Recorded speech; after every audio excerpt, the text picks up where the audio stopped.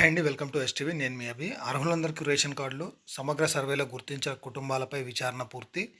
ఫిబ్రవరి 2వ వారంలో జరిగే సభల్లో జాబితా వెల్లడి. దరఖాస్తు చేసుకున్న వారికి మరో అవకాశం.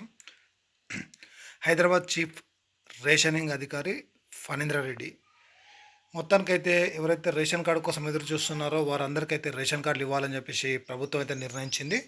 దీనికి సంబంధించి గతంలో ఏదైతే సమగ్ర సర్వే నిర్వహించిందో అందులోంచి అయితే కుటుంబాలపైన అయితే విచారణ అయితే పూర్తి చేశామని చెప్పి వాళ్ళు చెప్పడం అయితే జరిగింది.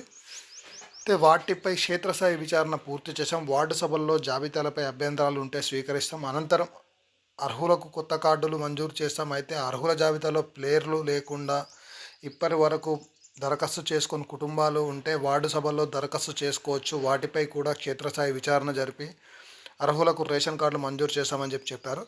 ఎవరైతే ఇప్పుడు సమగ్ర కుటుంబ సర్వేలో పేరు రాలేదో మీ లిస్ట్లో మళ్ళీ మీరైతే అప్లై చేసుకోవచ్చు వార్డుల ద్వారా అని చెప్పి వాళ్ళు స్పష్టంగా చెప్పడం అయితే జరిగింది.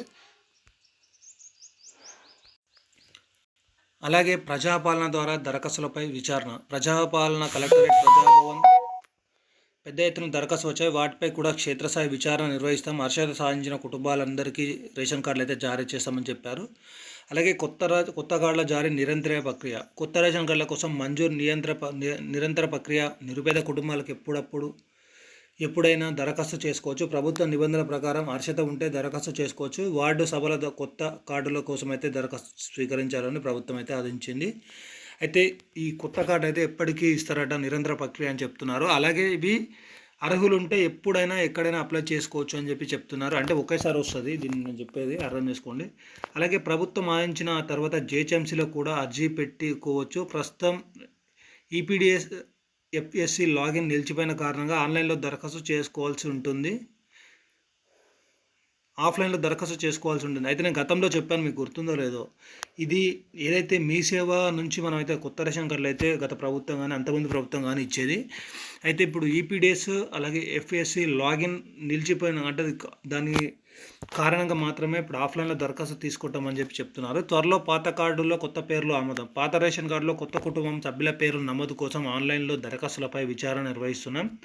హైదరాబాద్ పౌర సరఫరాల పరిధిలో సుమారు 1,22,235 రేషన్ కార్డులకు దాదాపు 2,05,171 మంది కొత్త సభ్యులను చేర్పులకు దరఖాస్తు చేసుకున్నారు. నిబంధనల ప్రకారం కొత్త సభ్యుల వివరాలను త్వరలోనే ఆమోదించనున్నాం.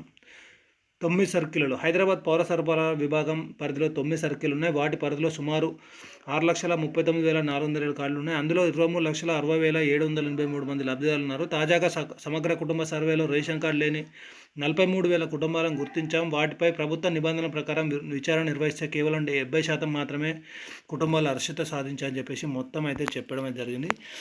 ఏదేమైనప్పటికీ త్వరలోనే అంటే ఈ నెక్స్ట్ మంత్ అయితే కొత్త రేషన్ కార్డుల పైన అయితే ఒక కీలక అప్డేట్ అయితే రాబోతుంది. మీరైతే మన ఛానల్కి సబ్స్క్రైబ్ చేయండి. Thank you for watching Abhi info.